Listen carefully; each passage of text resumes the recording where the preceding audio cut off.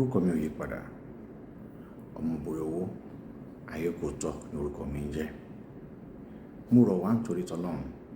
pé ẹ dákun ẹ jọ̀ọ́, ẹ jẹ́ kí fídíò yìí kí ó jẹ́ tí gbogbo wa tá a lè pín, tá a lè share káàkiri. Mo ṣe program kan lánàá ní orí Yoruba Media tí program yẹn sì gba omijé lójú mi. Kí sì ni ìdí tí ó ṣe gba omijé lójú mi ni wípé how come tí foreigner tí wọ́n ṣe ní opportunity tó bẹ̀yẹn ní ilẹ̀ Nigeria, especially ní ilẹ̀ Yoruba, tí foreigner lè ní close to 50 acres láti fi gbin nǹkan tí a mọ̀ sí iṣu, ẹ̀gẹ́, tí iṣu ọ̀hún tí Fúlàní ò sì ní jẹ, táwọn Fúlàní ò sì ní débẹ̀, tá ò dẹ̀ rí any newspaper kan tó gbé wípé Fúlàní mọ̀ jẹ oko tí àwọn China tí wọ́n mọ̀ ṣe. Lè yẹ kó jẹ́ ìbànújẹ́ fún wa lọ́pọ̀lọpọ̀, torí pé ó jẹ́ ìbànújẹ́ ọkàn fún mi ní tèmi, ó sì ń bà mí nínú jẹ́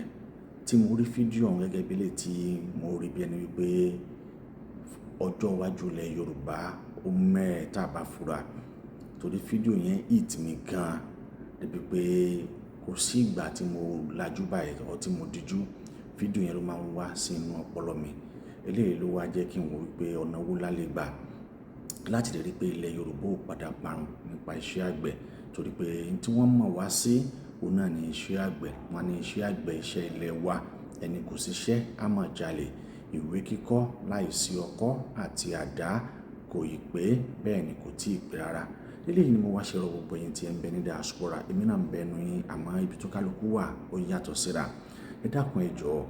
ẹ jẹ́ ká create ìgbìmọ̀ kan, a lè pè ní Yoruba in diaspora. Mo pè lórúkọ kan lánàá àmọ́ mi ò rántí mọ́, màá lọ tún fídíò yẹn wò, torí pé bí kíní yẹn ṣe ń wá sínú ọpọlọ mi ni mo ṣe ń sọ, bí wọ́n dẹ̀ ṣe ń gbé wá ni mo ṣe ń sọ. Ṣùgbọ́n mo sọ wípé tá a bá lè dá oko tó jẹ́ pé tó jẹ́ maize tí wọ́n lẹ̀ Yorùbá tá a mọ̀, táwọn bá ńlá wa ń gbìn láyé àtijọ́, òun náà là ń gbìn. Tá a bá lè ṣe, eléyìí yóò jẹ́ ìrànlọ́wọ́ fún wa, torí pé tá a bá lè ṣe ní wàhálà tá a máa ní. Torí pé àwọn oko yìí tá a bá lè gbìn, àwọn tí wọ́n ń gbìn sí tá a mọ̀ sí hybrid maize, hybrid tomato, hybrid kíní yìí, that is foreigners, and then there is no way we cannot replant it. Tán bá gbìn tán, a lè replant ẹ̀. Èyí tán dẹ̀ ń ṣe ni pé láti eradicate the food control in Yoruba land. Immediately tí wọ́n bá dẹ̀ ti lè bí láti lè eradicate the food control, then àwọn seed tá à ń lò yìí, we will need to go to America and get it. A ṣe mọ́tò láti gbà ní. Bóyá àwọn èèyàn orí ní tèmi rí, bóyá torí pé mo dẹ̀ wà ní kí n sọ pé ní tèmi rí ó yàtọ̀ sí táwọn èèyàn wá ń rí. That is why mo sọ pé it is better for us now to have that community tó máa jẹ́ wípé kí ni o, Yorùbá in diaspora. Ó wá lè jẹ́ investment, we can register. Àná àwọn tán lè bá wa ṣe CAC ẹ̀, tí everybody wá dẹ̀ ní tá a fi sílẹ̀, a wá wò pé kí ni tó yẹ, a wá ṣe in a proper way débi wípé a ní mú in an elaborated way. Tó bá jẹ́ 2 acres, tó bá jẹ́ 1 acres ní a lè fence, tá a lè fence ẹni, bóyá pẹ̀lú bábú wáyà ni, tá a lè fence ẹni pẹ̀lú whatever tá a bá lè fi fence ẹ̀, tá a bá fence ẹ̀, a gbìn nǹkan sínú ẹ̀. Tó bá ṣe gan ni, we can have CCTV camera in there. Àwọn CCTV camera kan tó yẹ pé wọn kì í lo iná, tó yẹ pé battery ni wọ́n ń lò, tí wọ́n dẹ̀ wà water resistance, tó yẹ pé a lè lò, tó wà ẹ̀yin èèyàn tẹ́ wà ní diaspora, ẹ mọ àwọn kíní yìí.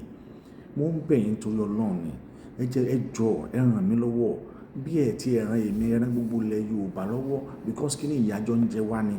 Èmi kàn jẹ́ tó fẹ́ champion, because I've seen where things is going.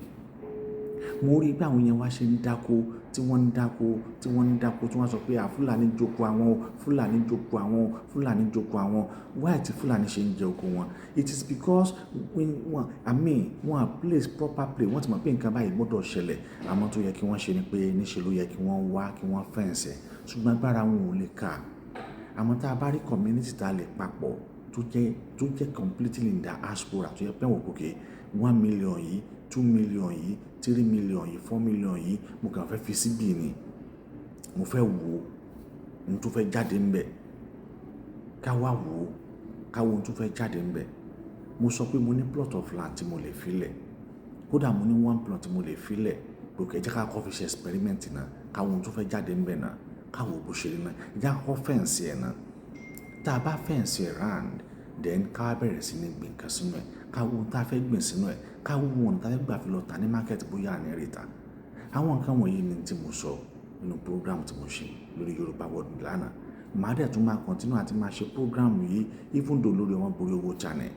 màá dẹ̀ tún máa tún ṣe because program yẹn jẹ́ tí mo fẹ́ kó la gbogbo wa tó yẹ kó so gbogbo wa jí a ní 20 million a ní 30 million tá a kó sínú àkáǹtì wa tá a kó síbẹ̀ yóò kó lè ràn wá lọ́wọ́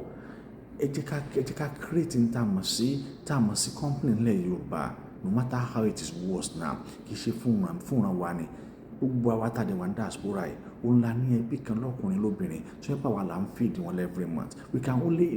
can only employ them into that farm níbi tá a bá ṣe sí I don't mind ká lọ bẹ̀rẹ̀ níbikíbi tó bá yẹ ká ti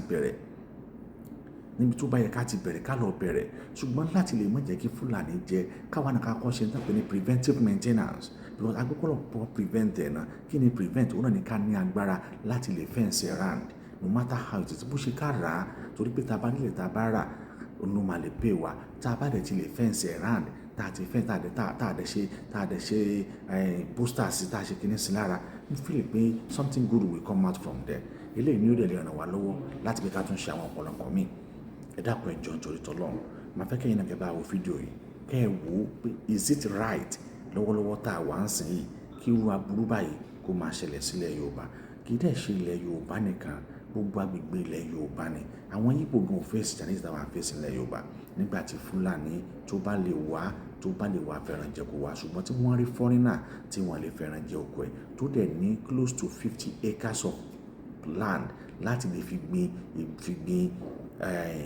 iṣu fi gbin ẹ̀gẹ́ tó dẹ̀ rí gbìn ọ̀nà wo la wá fẹ́ gbà tá a fi fẹ́ ṣe ilé ni mo pe àkíyèsí wo wá sí má dẹ̀ fẹ́ gbogbo wa ká wo fídíò yìí ká wá wò pé ṣé lóòótọ́ ṣé ìran Yorùbá níbo la dúró sí mo wá fi fóònù nàmbà mi sílẹ̀ pé ẹnikẹ́ni tó bá ní interest tí wọ́n pe àlejò ṣe lóòótọ́ lọ́pọ̀lọpọ̀ wa òun láti ṣe tá a ti fail èmi náà ṣe tí mo ti fail olówó tá a rún síbẹ̀ more than $500,000 àwa náà ṣe tí ó yọrí látara wípé bá a ṣe ṣe ni tàmí eléyìí tá a bá wò pé agbára wa kò ní ju bóyá bí one acres lọ 1 plot of acres lọ tá a wá fẹ̀ǹsẹ̀ a ní àwọn tí wọ́n mọ̀ nípa kìdàdà tí wọ́n mọ̀ pẹ́ dáadáa ṣùgbọ́n owó ló ń já wọn níta mọ́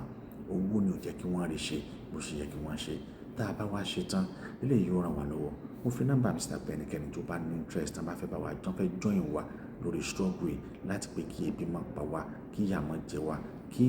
àǹkà àgbẹ̀ kó padà sílẹ̀ Yorùbá mo ní ẹ kàn sí mi lórí nọ́mbà yìí pé +971 50 34 30 843 lẹ́ẹ̀kan sí +971 50 34 30 843 ọ̀nà nọ́mbà tí ẹ lè kàn sí ẹ wo fídíò náà rè ẹ jẹ́ kí èmi àti yín ẹ jẹ́ ká jọ lọ wo níbo la wá ń lọ nílẹ̀ Yorùbá àfi kí Olódùmarè kó dákun kó dábọ̀ kó ṣàánú wa ká má ṣe bọ́ sọ́wọ́ ká má padà wá di ẹrú ní ilẹ̀ bàbá wa